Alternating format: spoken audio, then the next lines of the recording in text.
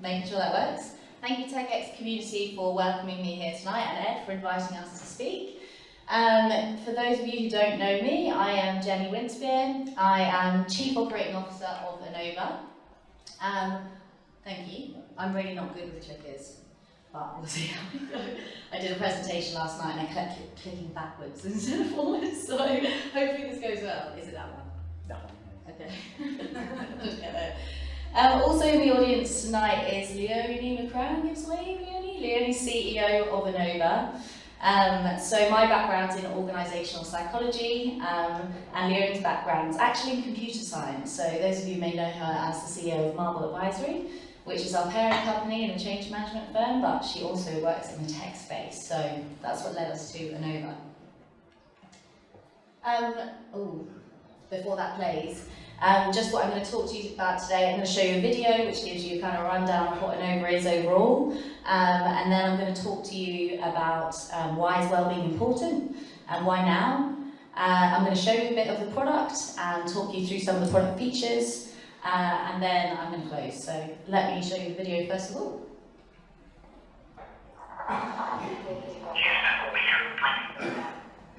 41% of the global workforce are considering leaving their jobs. Sickness absence has skyrocketed. Mental health related absence alone is costing the UK economy £14 billion a year. At the same time, there is fierce competition to hire. So what do? The number one thing Generation Y and Z want from their employer is an organisation that cares about their well-being. Happier, healthier teams result in better productivity, engagement and reduced absenteeism. Well-being in the workplace has never been a higher priority. MyAnova helps organisations and their people prosper with a data-driven approach that puts well-being first. MyAnova gives you customisable surveys that align to your business goals, anonymous pulse checks to gather well-being data, and practical advice to help managers not only understand the problem, but start to solve it. You can use MyAnova to view high-level summaries or drill down deeper, see strengths and improvement areas at a glance, and compare historic data to track progress. So, drive retention, drive productivity and engagement, and drive your organisation's profitability. Let's revolutionise the way we listen to the employee voice. Book a demo or speak to our team today. MyAnova.com.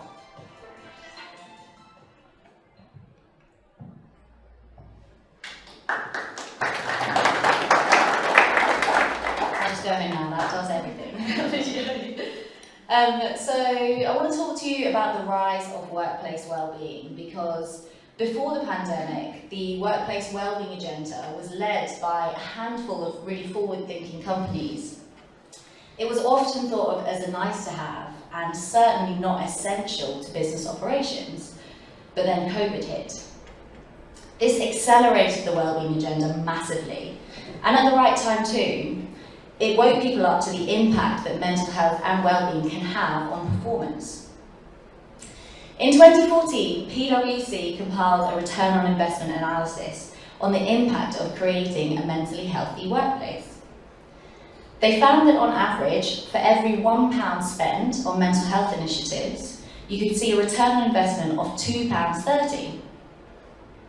This comes from the reduction in absenteeism, presenteeism and compensation claims, amongst a few other things. Imagine that, that'd be great. But get this, Deloitte decided they could do it better than PwC. And they did their own return on investment report in 2020. They found that on average, you now see a return of £5 for every £1 spent. So in that short space of time, we've seen it accelerate massively and the impact that it's having on a business bottom line. It's quickly become a must-have for businesses too. In the video, I don't know if you picked up on it, but one of the stats, it says that the number one thing that Generation Y and Z look for in an organisation is one that looks after their well-being. We actually ran a survey last week at the Alex Forbes event, and it was a poll. What do you look for in a new workplace? There was 100 people in the room, and the thing that came out on top was a good culture, a job with purpose, and a place that I feel valued. Salary was about 7th on that list, so it just puts it in perspective of what's important to people right now. This also mirrors international research that we're seeing about what employees want. So if you don't put your people first, you are going to fall behind. It is giving not only competitive advantage at the moment, but actually it's just a way of being. So why now? Why is this important now, other than the reason COVID hit? This here is a graph of the quit rate. I don't know if you've heard of the Great Resignation that came along, but you can see that it's peaking at the moment, and actually retaining talent is essential to businesses at the moment because people are leaving jobs. So you need to respond to what people want, and if they want to feel valued and looked after and have their well-being looked after, you have to align to those needs. We also have costs of poor well-being being advertised. This is only the cost of well-being that you actually see. It doesn't include things like mental health challenges, presenteeism, which is just turning up and not actually paying attention to the work that you're doing, and the impact of stress and anxiety. This little thing here is about empowering people to make well-being their responsibility. A lot of the time I speak to clients and they say, oh, HR, it's gone to HR again, and I speak to the HR professionals and they're overwhelmed already with their business as usual. And they're not trained in this area a lot of the time and they're having to upskill, and they're doing a really good job, but it shouldn't just be HR's responsibility. It needs to be everyone's. So raising awareness is key in a business, and also people need to feel empowered to take action. Second to last, data.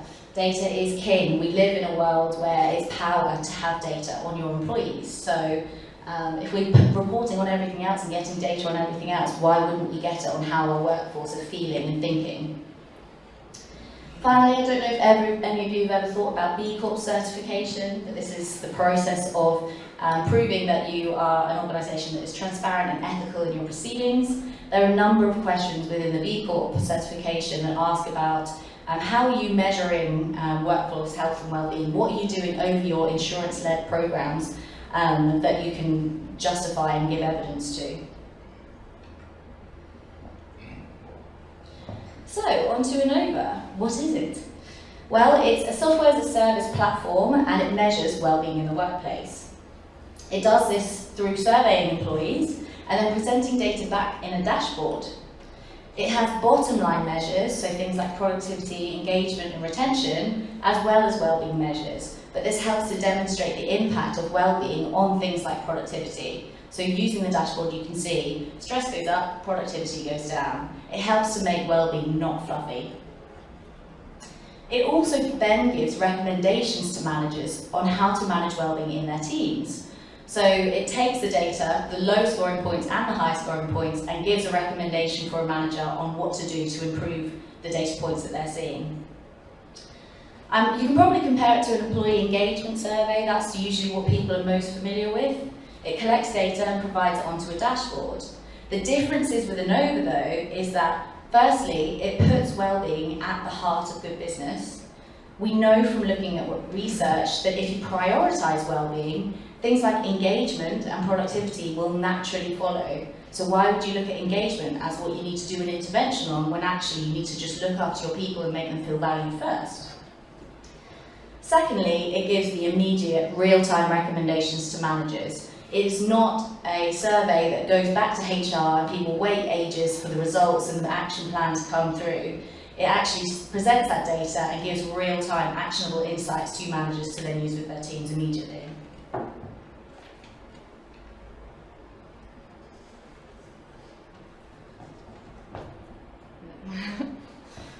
So this is the dashboard and it's just a preview. This is all I'm going to show you of the tool tonight, but we can demo later if you want to see the tool in action. We do have a product that's up and running and we have sold it to clients already, so it is in that process. In terms of product features, you can see that it gathers both qualitative and quantitative data. So that's where you see the percentages, but also the context that people can provide their insights and add extra context to data. It is all anonymous and confidential, and we build into our comms, and when you log in to do the survey, it says how it is anonymous to really reassure people that if they're answering questions on their mental health or their manager, for example, it's not going to come back to them. And the organisation administrator has control over when to run surveys, so it's not just an annual survey. What you can do is actually run pulse checks on specific areas. So for example, say in your first baseline survey, you do everything, stress comes up really high, you run a 3-month stress management course for various people that are affected by it, and then at the end you want to evaluate. You can just pulse check just stress as a outcome and see if your interventions had impact. There are filters along the top here, so you can slice and dice the data. And you can track progress over time and look back historically as to how you've improved or declined. These arrows also tell you whether it's gone up or down, so you can see it at a glance. And there's a choice of ready-to-use, benchmarkable surveys. We have a pack. People choose what's relevant to their business strategy. And one of the ones you don't see on here, for example, is corporate social responsibility. We have a survey that helps to measure that, but it's not relevant to a charity, for example, who do that in their day-to-day work. So people pick the surveys that are most relevant to them. And we also include bespoke and tailored configuration of surveys. So if people have an engagement survey previously and they want to use that same questions in the MyAnova tool, we can add those in as well. And then finally, I've already talked about it, but the free and actionable advice to managers is included.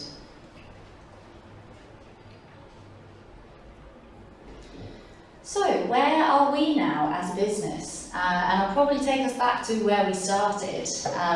In 2020, we wanted to do something in the wellbeing space, and we wanted to get a feel for what it was like in Jersey and Guernsey specifically. So we ran a Channel Islands research report in 2021. Is that last year? Yes. Years escape me.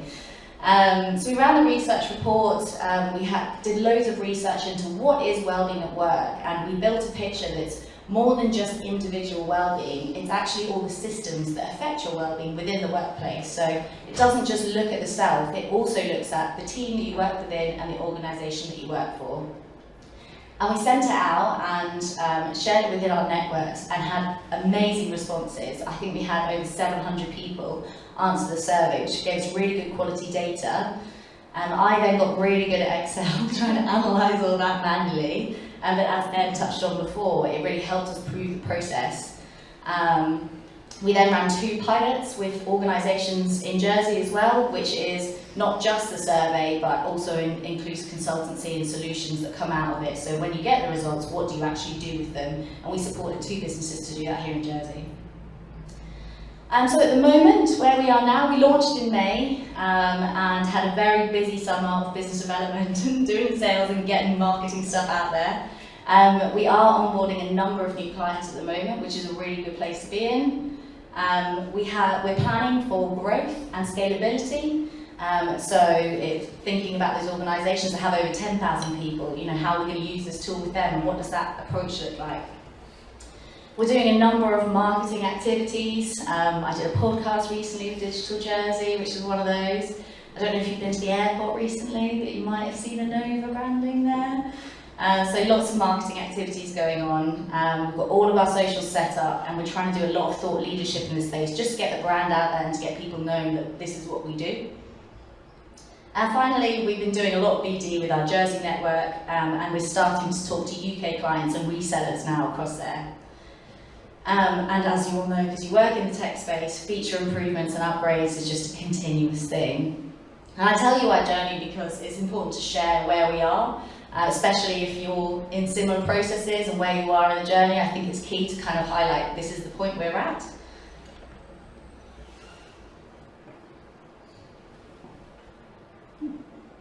So where are we going?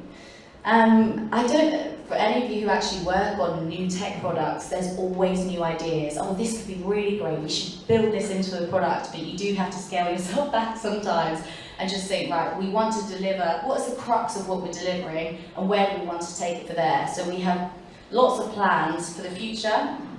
At the moment, we're offering consultancy as a wraparound, but we want to build a lot of that solution into the product. given we're going to have loads of data on wellbeing and it's all anonymised and decoupled from the organisation, it would be great to run some research reports and do benchmarking across different industries and across different parts of the globe. Might think about, we need to be thinking about our global offering, and also thinking about the in-software purchases for things like e-learning and training that can help support solutions in this space. Good. So, call to action. When I attended my first TEKEX actually, I asked Ed what it was all about and why he does it. And he said to me that he wanted to promote something in Jersey that was not just the finance industry for his son, connecting the community together with good ideas and generating fundraising for tech ideas so it could put Jersey on the map. That's still true?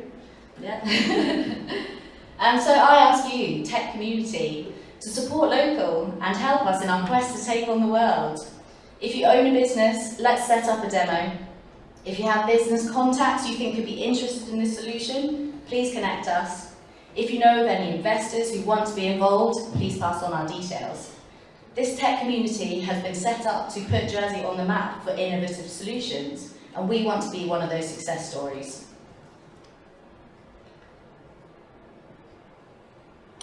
Oh, I've already done that one. So here are some of the ways that you can help support us. Take a business card, I've got them in my bag. Book in a demo if you're interested in seeing the product in action.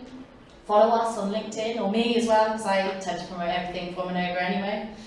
Visit our website, MyAnova.com, and talk to your network about Anova. And that is me. Is there any feedback or questions?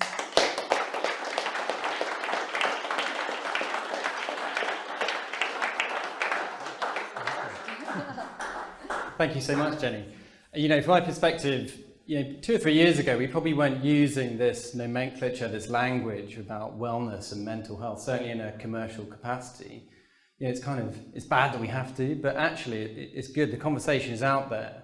And finally, certainly from a corporate perspective, we're wrapping our arms around the people who dedicate so much of their lives to that corporate cause. And therefore, we're looking after them. It's great these conversations are happening.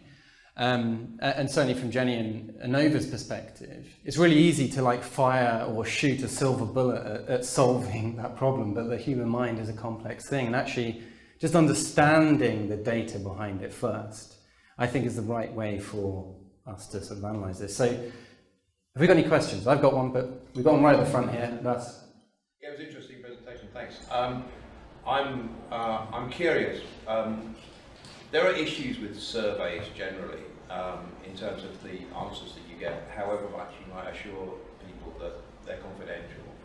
And it might be that it's too early in your journey in terms of you haven't had the opportunity to collect a lot of data across a lot of businesses. But at some point, are you going to be able to actually sort of look at one of your dashboards and say, look, here are 2 businesses that are actually quite similar, but one of them is showing very high stress levels and the other one didn't, and a year later, productivity in the first business was lower than productivity in the second or something? Because otherwise, you're really just sort of saying you want some of these numbers to go up and down, but you're not really able to articulate to people why they might want them to go up and down. What is the shareholders and the directors going to get out of that? So for those who couldn't hear at the back, the question's around the idea that given this is new frontier data that we're trying to obtain from companies, and the idea of one survey via one company not being able to kind of compare that against another company and actually getting true actionable results to therefore apply. So I think the answer to that is yes, we want to get to the stage where things are benchmarkable and you can say this is the industry average for this. You can compare your results to that. The next step is the correlations between productivity and stress. So background in business psychology, I'm used to doing that kind of data analysis to actually prove that the impact of stress has made productivity go down and how that affects the bottom line.